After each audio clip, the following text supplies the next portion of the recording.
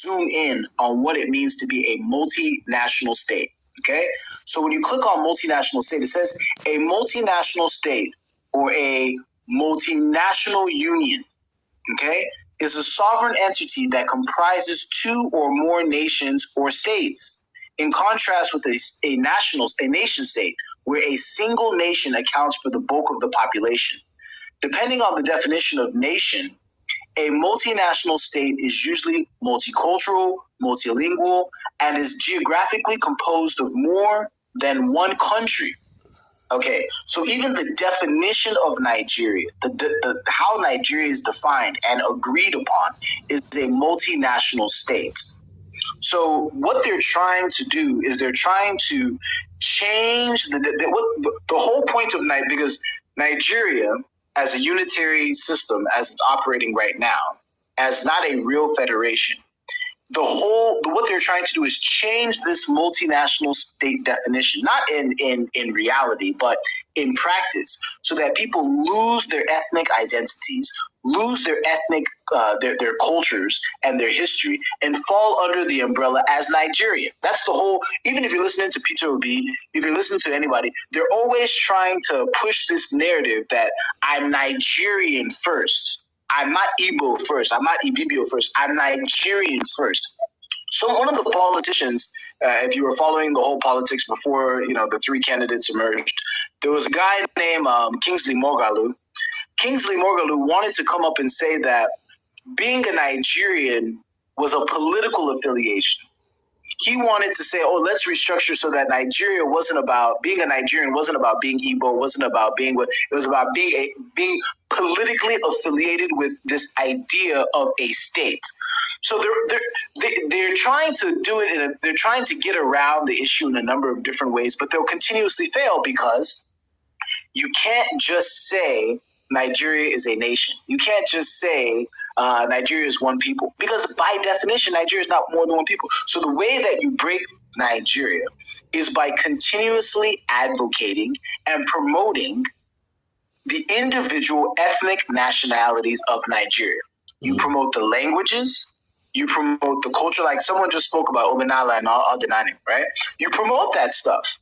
These are the sorts of things that should be promoted. And they've tried. I mean, they haven't given, because they can't even give Nigeria electricity. If they give Nigeria electricity, all of this stuff that we're talking about would increase exponentially.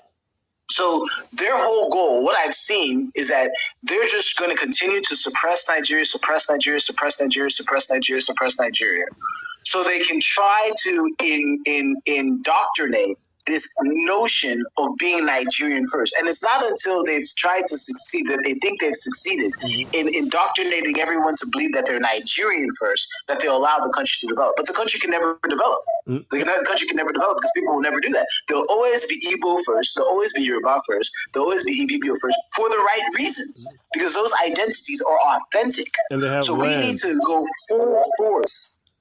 We need to go full force promoting these ethnic nationalities and educating people in their own languages and in their own identities why it's important. I don't even know why we're having this conversation sometimes, with some people who just don't get it. If you look at Igbos alone, let's just take, because I'm Igbo, I can speak for myself, I can't speak for any Ibibio person.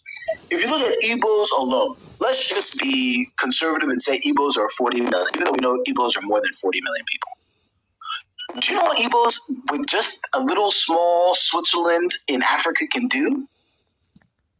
Sometimes I wonder, are these people rooting for one Nigeria or fighting? Do you know what just Igbos by themselves with a small little country where they can say, we have our own military, we have our own currency, we have our own foreign relations can do? I named it Obi Africa. Oh, the heart of Africa, because of the demographics, it's literally in the center of the ethnic nationality, the Nile, the Senegambia, the Congo, or Bantu. It's literally in the middle of everything, and we can do business with everyone. It could be the heart of Africa, and we would easily become a mixture of, the way I look at it, based on how I see our people. We would quickly become a mix between, in terms of how, the perception, a mix between Switzerland and Japan. Just imagine if there was a country that had the industrial capabilities of a Japan and the ingenuities of a Japan, and that sort of forward-thinking mentality of a Japan, but with the financial know-how of a Switzerland. That's how I see like Alibos, easily. And not to mention, people are thinking about land. I point this out before. Louisiana as a state was purchased from the French. America bought Louisiana. America bought Alaska. So there are places that we can buy. You see what I'm saying? We don't have to. I think when people are looking at, some people, not us, but some people are looking at the break away from Nigeria and they're thinking about the negatives. They're looking at it from a very myopic viewpoint. We can buy land in other places. We can spread into the Caribbean. We can spread into other parts of Africa. And we can quickly industrialize our own smaller sovereign country. We don't have to be a part of Nigeria. In fact, Nigeria, if we broke away, just Igbos, if Nigeria would be like what Mexico is to America, because we would go light speed ahead in terms of education, in terms of building hospitals, in terms of building healthcare, in terms of developing our capital markets, in terms of thinking about education, in terms of thinking about technology. Our currency would be way stronger than the Naira. What does it mean that our currency would be way stronger than the Naira? We can easily buy Nigeria. We can buy the labor force. We can buy whatever in Nigeria. Brother. But as long as we're part of Nigeria and we're held by the Naira, sharing the Naira with them, we are doing all of these people saying they have businesses in Lagos or Abuja or in the north. You're doing all of this work, and what's happening to your savings every single year? It's being devalued along with the Naira. So imagine if you were in, if you were in Kano, because you just want to be in Kano, right? And you had a Biafran pound as your reserve currency. Why would you not be doing business in Kano, making Naira, but then switching it into Biafran currency to save, where you know it's going to have retained value? Why would you not have a bank of Biafra finance your operations in Kano? Why would you not have a Biafran embassy in Lagos making sure your businesses don't get burnt out? So there's absolutely no reason anymore, if we're just talking about Igbos by themselves, for Igbos to stay in Nigeria. Is it land? There's lots of places in Africa where we can go and acquire more land. They will not, if we break away from Nigeria, they're no longer going to call us Nigerians. We will have an embassy in these other countries. We will have a different foreign relation with them. We're not going to have the same foreign relation that Nigeria has. Nigeria will be Nigeria. We will be Biafra. I think Nigeria, if you look at the ethnic nationalities, they'd have to federate and Nigeria dissolve. Like maybe Hausa and the Bornu would have to form a federation, or Duduwa would have to federate with Benin and Togo, and they've been talking about that. And the Northwest is actually Malian and part Yoruba, but they're Malian, Senegambian. Fulani is scattered everywhere, but they'd have to secure their territory somewhere in Africa. But that's what they're all fighting against.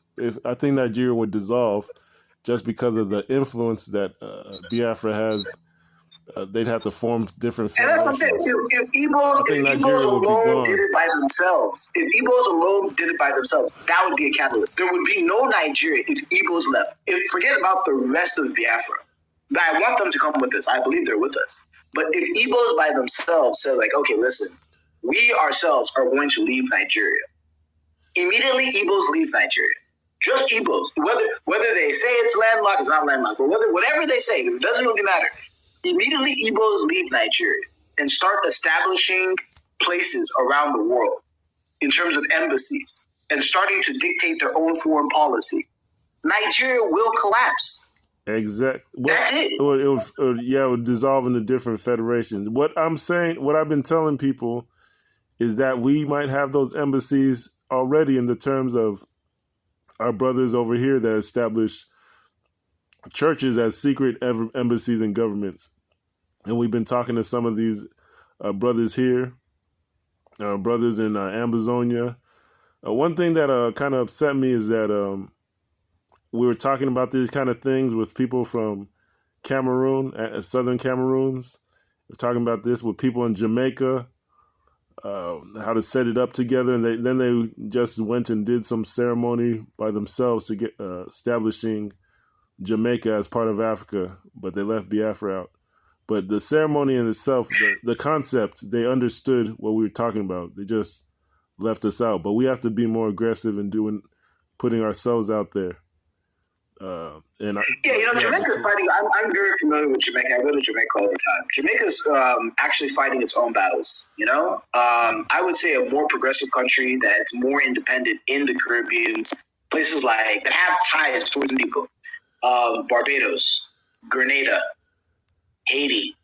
These sorts of countries are, because Jamaica is still they're not yet a republic. They're fighting for a republic status, but they're not yet a republic. Barbados has transformed themselves into a republic. And plus, in the Caribbean, it's it's like a little bit of a different world somehow. So it's not really them that's going to be able to fight for us on the continent when we have an entire continent for ourselves. They and the Caribbeans are still under the influence of North America and America specifically, the United States specifically. Like if you look at the history of Panama, if you look at the history of Grenada, if you look at the history of a lot of those countries, even countries that have nothing to do with Africa, like Guatemala, they're under what's called the sphere of influence. You sound like you're in America, and you probably were born and grew up in America, or at least you grew up in America. You remember the sphere of influence, this idea that America extends its influence beyond its borders, especially in the Caribbean. Mm-hmm. So all of those Caribbean countries are under the sphere of influence of America.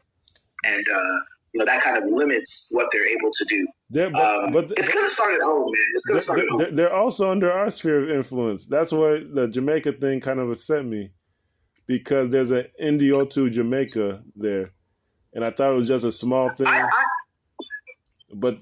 agree, but what I'm saying is, like, if we really want them to be under our sphere of influence, or if we really want that sort of here's a practical example, right? Is there a direct flight between Alibo and Jamaica? Is there a direct flight? No. You have to. There's Lagos in Jamaica. Even with the Nigerian passport, you can go to Barbados without a visa. But is there a direct flight from Nigeria to Barbados? No. You got to go through, it's like a $7,000 ticket to go from Nigeria to Barbados, even though it's visa free. Wow. So what I'm saying is, but Air Peace and the Alan Onyemas of the world will never think strategically about what it would mean if Alibo was connected to all of its cousins in the Caribbean and connected to directly, right? And that's not something that individuals can spearhead. That this is something that would take hundreds of millions, if not billions of dollars to get off the ground. But you're absolutely right. Those of us that are in America who've been going to the Caribbean, we have groups in the Caribbean, and I think we can do much more in terms of acquisitions and making sure that we put our flag there. I'm so glad you mentioned Haiti, because Haiti really did us well. They one of the governments promised us the whole island. One of the senators said, "Yeah, we're the one," but he was deported immediately. He came back to America from Enugu. He called the enemy of America. But are you in the States? You're in the States too? Yeah, I'm in the States. Yeah, I'm in the States. I'm in Jacksonville, Florida. We have I don't know if you've heard of the Gullah Geechee Nation. Say it again? The Gullah Geechee Nation. I've never heard of that. They're basically they're one of the subcultures of Black America, which is more Caribbean, Afro-Caribbean. Oh, okay. They run away into swamps and retain some culture, and then when they wanted to become recognized as a nation, they did some United Nations filing. So technically, they're a nation. They do sit-ins with the city and diplomacy. But the first kingdom that they reached out to recognize them? What? It was Henry in Anambra. So, oh wow, that was 20 years ago. So we have a sphere of influence from North Carolina down to Florida, and then we start getting into the Caribbean. So that's where I'm at, between Florida. Yeah, man. I think there's so much we can do. Even if it's just like acquisitions. I've always thought, like, why can't there be an Alibo city in, each of the. It's not that like if you look at Dominica, for instance, Dominica. This is why I get mad at like Igbo in America. They're a group of thousands of Igbos, but they've turned it into like a dating organization. They don't do anything, and when you reach out to them, they're non-respondent. Like if you know the capabilities of collective economics, you would be angry at organizations like Igbo because they have thousands of people. Why don't they? But if you look at their address. They're still renting some. I don't even think they have a permanent address. Why don't they have a hotel already? Why can't they collectively come together, buy a hotel, and then that hotel literally is making income for the organization? And then when they want to do their meeting, instead of renting out a place, they just go to that hotel. That hotel could be like an embassy. Why doesn't Igbo have an embassy on each of the islands in the Caribbean and somewhere on the continental U.S.? See, these things, they're just not doing it. And I feel like one person can't do it. But we somehow need to penetrate them because they are wasting time actually at this point. I mean, I have my. Do you have any cousins in in that organization? Because I do. And I have some. I have random cousins who are very. Most of my cousins in America. Most of my cousins in America are. I have lots of cousins in America, lots of cousins in Alibo, lots of cousins everywhere, but. Most of the ones in America, they don't like most people. They don't want to dig deep to know what's really going on. They're like, when Nigeria Day comes up, wherever they are, they're like, oh yeah, we're Nigerians. But then they're the same people like, oh, Nigeria's a criminal place and they can't go back to Nigeria. Remember Nigeria Day, and that was 1 year, and then the Lekki Massacre was the next week. Yeah, it's beautiful. But it's the ground game. It's the grassroots game that we need to really. We need Igbo. If Igbo is not working, we need to basically figure out a way to create a new Igbo. That's what I've been working on. But it would be. That's why I said Obi Africa. I had to, because what it is that the identity, even Igbo, is political. It's religious. It's like, and then you get into arguments. So I even had to change a name. We'd use the Ohaneze idea, but it's nothing tangibly structured, but it's something that we've been talking about here in Jacksonville and everyone in my network. So it's all over, really, Facebook and But I don't know. I'm in Jacksonville, Florida. Some people say it's even 300,000 Gullah Geechee and potentially Igbo people here. I don't know where you're at, but I was looking at the DMV as another hot spot, and the Mississippi Delta, like Tennessee, Mississippi, Arkansas, and Louisiana. They have Igbo landing in, I think it's in Virginia. You've heard of that, right? No, they have it in Georgia, which is close. It's basically Georgia. Yeah, it's basically the Gullah Geechee is the same continuum, and some of our elders have been working on that, but they're into politics. Just like you were spot on when you're talking about embassies. It was like a hotel would be an embassy. So these guys aren't into self-government. French people come to New York, French people have a hotel that they stay in. When Italian people come to New York, Italian people have a hotel that they stay in. Mm-hmm. They set that up. If French people in New York set that up for their own people. You know what I'm saying? Let me go at another direction. This is the thing that scares people about Biafra. Biafra, when you go into any business, eventually you have to have security. You have to be able to defend it, right? So we had our own country for 3 years, and right off the bat, we were the most industrialized, scientific, advanced civilization from day one, with the Ojukwu bucket and things like that. But when we talk about this with so much enthusiasm, we've shown that we can do it already, and we've shown that we could take it to the fullest level. A lot of these people are just, they'll talk about black economics, but they've never done it at the fullest level. So they're okay with making mistakes and getting sabotaged, and they want to set up a popsicle stand and call it success. But, we've done it. Our ancestors have done it. So we're saying this is how we do it. Let's do it. And people run away scared. The ones that say they're African this, African that, a lot of them get scared like a virgin or something. They've never done it before.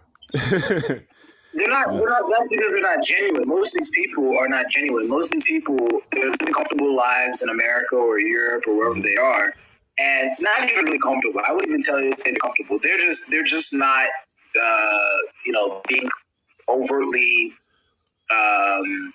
oppressed to the point where they're, most of them are okay with, you know what it is?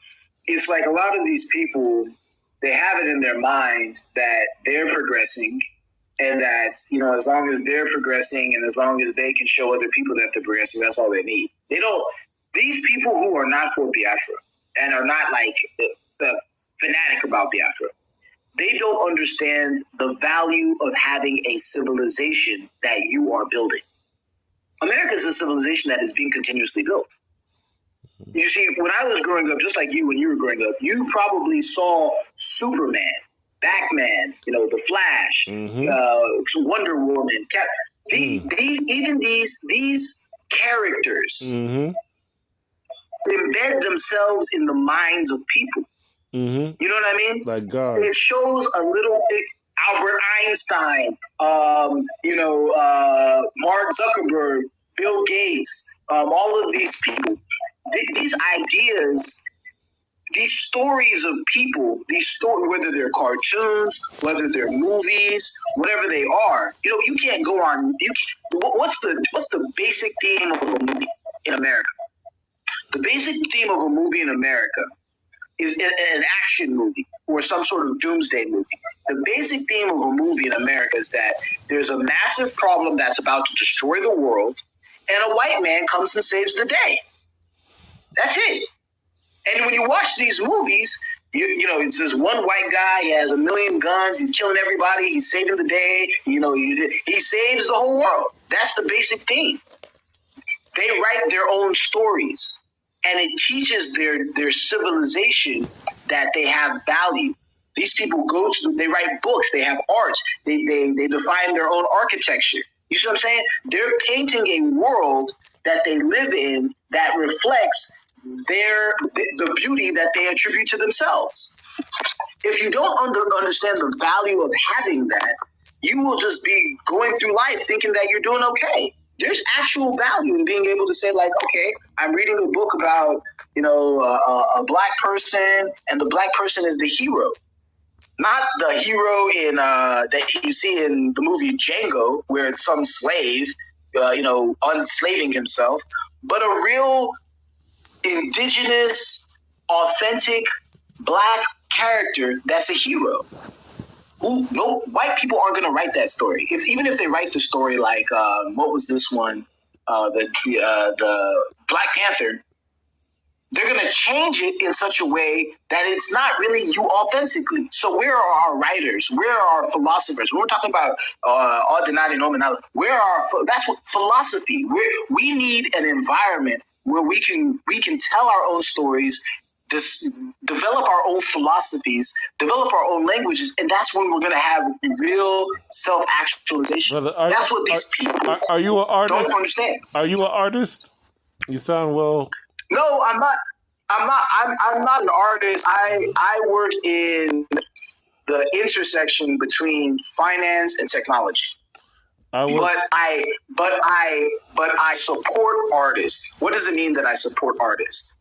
I actually commission art, and it's not that challenging to do. The only challenge is that you don't have authentic people. Let me give you this story. Let me give you an example. Last year around this time, I came up with an art piece. I was like, okay, this is what I want to be drawn. I'll give you the exact in detail what it was. It was a woman that was looking into a mirror, right? In her outside of the mirror and where she actually is, it's in black and white. But her reflection in the mirror and the environment in the mirror world is in color. And I was like, okay, this is a good idea. I want somebody that's just the topic. Let me go to somebody in Nigeria and have them do this. This dude who I had commissioned do this, he's working as a cook, but I knew that he was an artist. Somebody had told me he was an artist, and someone had brought his name towards me, and I was like, all right, like, let me give this guy a chance. Let me extend my resources to promote your art career. You know what this dude drew? This dude drew a picture of a white woman. Not that I'm racist, but he drew a picture of a white woman, and the whole thing was about a white lady. And you're in Africa. You see my point? Well, he's been. You see my point? He's been studying. I don't know. You see my point? So he drew the figure in the image, and this piece of art. I didn't even have it moved to America. I just left it in my house in Alibo. I just left it there. I was like, okay, let this. I don't even want this nonsense. I can't put this in my house here, and I don't even want it. Let me just put it somewhere. Somewhere in my house over there. I haven't even physically touched it. And it's like, the mentality is so low. You know what I mean? So we need, if we're talking about art, why don't we have, no matter what I've tried, it's always been the people that don't have the right mentality to think about why I'm telling them to do this. Brother, why don't we have an art museum?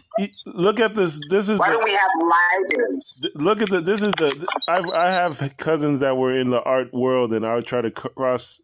If things had gone a different way, we would have been maybe on the short list of Black Panther authors, when they had a little call, but things didn't go the way. But what it is that the concept of the Superman that you start out with, in Germany it was called Übermensch. What it is what can we design a man that will be the highest representation of our civilization? And then that carried over into comic books, but also carried into German Nazism, and that's National Socialism, where the nation is a society. Basically, it was an ethnic state. Germany wanted to be its own ethnic state, only ethnic Germans. So that's what a Nazi is, ethnic nationalists. But at the same time, some countries have their own ethnicity and nation state. And that was what Wakanda was about. So it's a thin line, but in politics, who gets demonized, like Biafra will get demonized, but Wakanda will get promoted as an ideal. But Übermensch is this idea. Well, Wakanda, Wakanda. See, the problem I have with Wakanda is that it's fictional.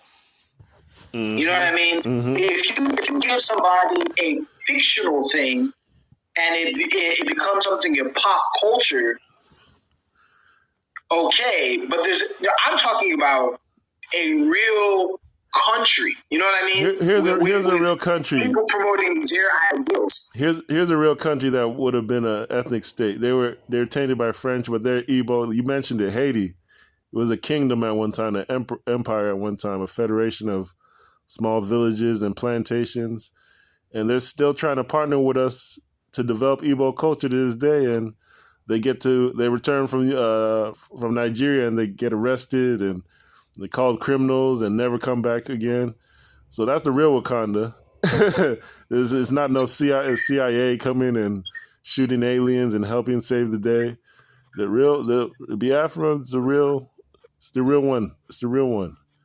But we're going to get it. Yeah. I think the way we can help Haiti is that we do more joint spaces with them. Once we have something like a Biafran People's Parliament that's picked up more, and this is why I think you invite people from other African countries. I think you invite people from places like Haiti. I think you invite them to space, and then I think we take that a step further by having entrepreneurs in a safe space like the U.S. or Europe or somewhere like that, build those bridges. Like the thing that frustrates me the most is a group like Ohaneze Ndibo. Ohaneze Ndibo has woefully failed. It's succeeded. It's a tool in Nigeria. It succeeded. It's succeeded in doing what they want to do. Their heart isn't into. But why do people keep on validating it? Just like some people are validating Nigeria by going to elections and by talking about Nigeria. Why has Ndibo continued to validate Ndibo as a social cultural group? Who validates it? Okay, so when Katharina Luang, or however you say that demonic lady's name, when she had a meeting with, I forget who she had a meeting with, but she posted it on Twitter. She was like, "Oh, I heard them clearly that Igbos don't want to leave Nigeria." Who was she speaking with? Who did she hear clearly? She heard Ohaneze-Ndigbo clearly. That was the tweet. Well, the tweet was a meeting she had with Ohaneze-Ndigbo. So the problem is that you have Ohaneze-Ndigbo that maybe you ask the average Igbo person, do you think that Ohaneze-Ndigbo represents you? They'll say no. Yeah. But a person like Catherine Wang can use them as a apex, quote unquote, apex social culture group to promote her foreign policy. So when there was a time where I messaged Simon, I was like, Simon, we need to, Ohaneze-Ndigbo, they need to be delegitimized. Simon Ekpa.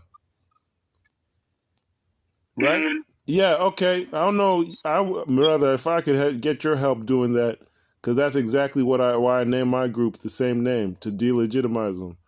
But I'm in Jacksonville, Florida, so I'm like, let's start one in Henry. Let's start one throughout the 5 embassy towns and villages. Let's start one. There could be something like, if there could be like a new Ohaneze-Ndigbo, right? Hey. That's based somewhere in a place where people have sense. And then there's a president of that Ohaneze-Ndigbo that's preferably an elder. Mm-hmm. And then the whole Alibo can rally behind that person instead of the one in Nigeria. That delegitimizes Ohaneze-Ndigbo. Yeah. So I'm like, would you mind me asking where you're located? I'm in Southeast, Jacksonville, Florida. Yeah, I thought it was between California and Texas. So the other brothers in Dallas, my family's in Corona, Riverside, California. Okay. I don't know if you're familiar with Corona, but that's I know Corona. Yeah, I know Corona. My family's still there. NBC, USA group, they, you know how they get down. But it's like that's what I'm trying to do. It was called ONA, like Jewel, Ohaneze Nations of Africa, where all the ethnic nations or kingdoms. Anything considering themselves a nation, if you were like-minded, let's meet. So I don't know. I'm trying to start it in Jacksonville. I took the whole day off basically to see how I could get my mind right, talk to my people, and we're going to see if we can go into media, because it's not like I can't sit down and structure it and say this is what A, B, and C. This is the bylaws. It kind of has to be something where this is the name of our meeting. And now you build it out and you structure it. So that's how I'm looking at it. I've talked to some kings back home, but they haven't structured it and they haven't made it well known. And to my satisfaction, they haven't done the legwork. But that's what I'm talking to people over here. That's one of the names that we're going to be using.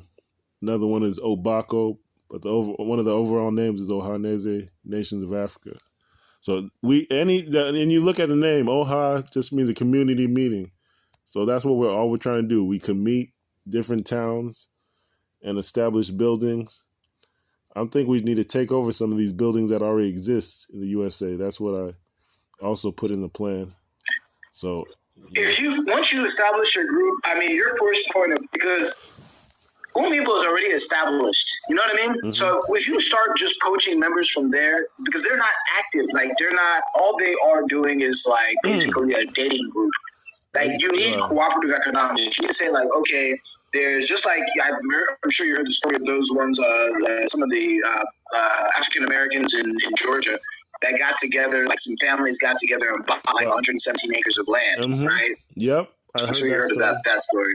Mm-hmm. So how hard is it for thousands of people to come together and say okay, let's buy up this 1,000 acres, which 1,000 acres in some parts of America is really cheap, brother. Or let's buy this building. Even some people who DNA tested themselves and work with CISA, Council of Igbo States of Africa, or Council of Igbo States in North America. Some of these DNA tested Africans. That's what they call themselves. They bought some land too, but it's exactly like what I'm saying is it's common sense. It's if you have good intentions, or if you have some heart, some bravery, some courage. But Even Ohaneze Ndibo was president when Haiti came to Enugu, and it was made to be a political thing. I guess I understand the other guy was a politician as well. But we're talking about culture, setting up a real government, like with people electing their own president, whether it's a chief or a titled man or a title ceremony. That's our system, Ohaneze. That's our real indigenous system, or Ohabueze. So that's what we need to establish. Yeah. I like it, man, because if you continue on that trajectory, and as Biafra is definitely coming, all right, we'll be like, there's no other country that has the spread that we have. We'll have a strong homeland with strong laws. We'll have a lot of the Caribbeans that we can go to. We'll have a lot of embassies in the U.S. and a lot of embassies in Europe and Asia. I feel like people are missing the fact that we'd be easily one of the best nations in the world. And as a citizen of that nation, you'll feel free in many parts of the world. You'll feel free in many parts of the world. Brother, I really want to talk to you about this thing. Right now, like these videos, like these clubhouses, they don't have record video yet. But like I can record it with my phone, upload it, and say like this is an episode, this is media, real media on multiple levels, audio, video. But like the thing that made, I don't know if you're familiar with the Igbo Federal Union or the Igbo State Union. No, I haven't heard of that. I haven't heard of it. Okay, that was like the before. Okay, this is the crazy thing. We had our organization that you're talking about before, but when a Igbo man got to presidency or military presidency, he banned it. We had this before, and the Igbo man banned it to consolidate his power. Just like Peter Obi would have probably massacred everybody to legitimize himself as a Nigerian. But it's like and legitimize his power. But what it is that if you go town to town, forming these Ohanezes or town unions, you basically have a virtual government, your embassies, buildings, diplomats or messengers. You have everything set up. It would be a town union system. That's what some people called it. Or, a series of embassies and buildings. And I don't know, I just called it a town union. Marcus Garvey called it the Liberty Halls, where there were town hall meetings. We call it Ohaneze, Igwe, Amala, Obako. We have so many names for it. So, like, if you said, like, even this is how you're going to take over the app, or you could, if you wanted to. You said, like, one guy on one admin, two of you guys are in Texas. You could call this is the Texas room for doing this. I could have the Florida room, and we just keep gathering people, or we could do city by city. And then, but don't you think it's easier? Don't you think it would be easier just to somehow get the leadership of Umuibo? They elect their leaders, and Umuibo already has a whole bunch of branches everywhere. They already have an entire structure. Like, you go to their website, they already have an entire structure, like, all throughout America. They have conventions coming up. I think their convention this year is in Oakland. You know what I mean? In Oakland, California. Thousands of people will show up. Mm-hmm. You know what I mean? And most of those people actually agree with Biafra. So, of course, a lot of them are confused by P2B, but that's because they don't know the depth of which Nigerian has descended. They don't know what Nigeria really is. Mm-hmm. Isn't it better just to get that mantle? You know what I mean? Because it's the same people that you're looking to attract. Mm. I feel like going to that conference and really speaking the truth is going to be more impactful, because most of those people know what's up. Actually, most of those people know Nigeria will never work. Actually, it's not. Actually, they're actually not really even my target. Really, my target in general, operating in the USA, is kind of actually the diaspora or diaspora that I found suitable to take over. Their own territories, Haiti, communities, Jamaica, Gullahaiti. Okay, that's interesting. But so this is the thing: when people say they're Igbo, or the like Umuibo Unite. Sometimes they become gatekeepers while practicing the same Western culture, or supporting one Nigeria, and then they'll combat newcomers, people who might be more military oriented and more supporters of Biafra. They'll say, "Oh, no, I'm the real Igbo. You can't participate," and that's what I've experienced sometimes. Or maybe let me not say I've experienced it, but that's what I don't. That's a good point. It's a good point in terms of calling them gatekeepers, and that's actually a really, really good point. Mm-hmm. So there was a brother who was on here. He could be contacted talking about if the diaspora wants to sit down and have a talk about the bylaw and see if we could adjust our bylaws to see what you want to come together. But you should be you should be the ones with the bylaws and the mission to come together. If you really were thinking of this, like what we've been talking about, why isn't Umuibo talking about that? So it's like it's not in their heart. But to take it's not in their heart, bro. Well, I remember when the what was being burnt down, and I was reaching out to these people. I was like, listen, you guys haven't said anything. I'm not even a part of Umuibo. I was like, you guys haven't said anything at all. Like, where's the outrage? Where's the letters? Even now with what's going on, like, what are you guys doing as an organization? You know what I mean? They're not doing anything.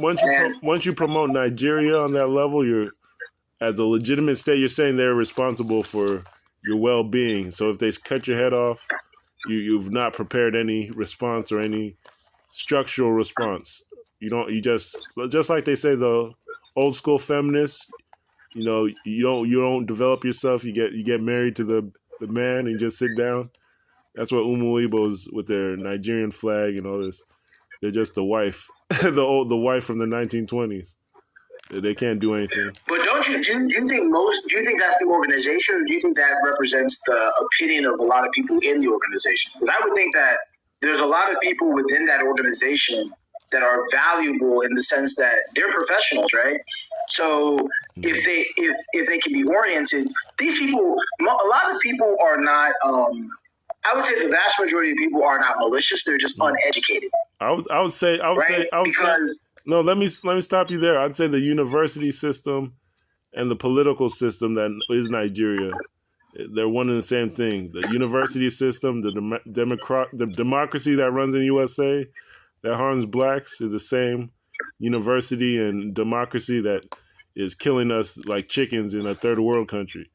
But it's the same system, it's just a different setting. USA, all these cameras, all this civil rights, America can't look bad.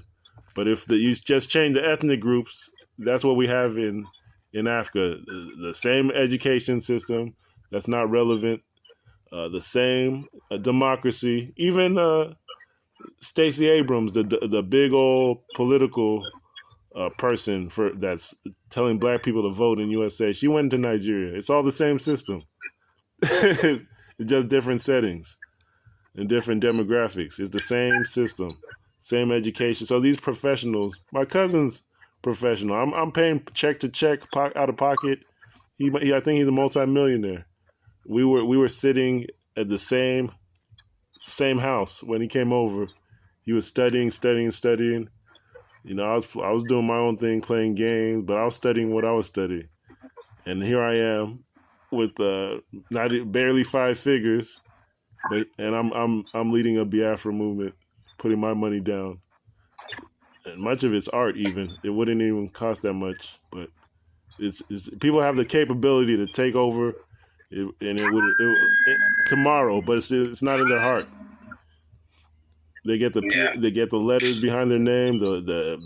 Maybe they get initiated in college or hazed or take an oath or something, and it's over. Pledge of Allegiance.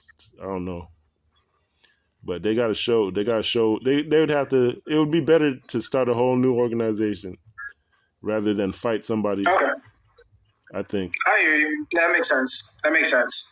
Makes a lot of sense. Even hey, I'm gonna have to drop again, guys. I have a meeting that I have to attend to, but I'll definitely be back. I'm glad you guys kept the fire burning. I'm getting a lot of ideas, and I'm glad we're talking about this stuff. I would say, my last comment, I'd say even this clubhouse, even starting local clubs to talk about this, and then it would graduate to physical meetings. That's what people are talking about now.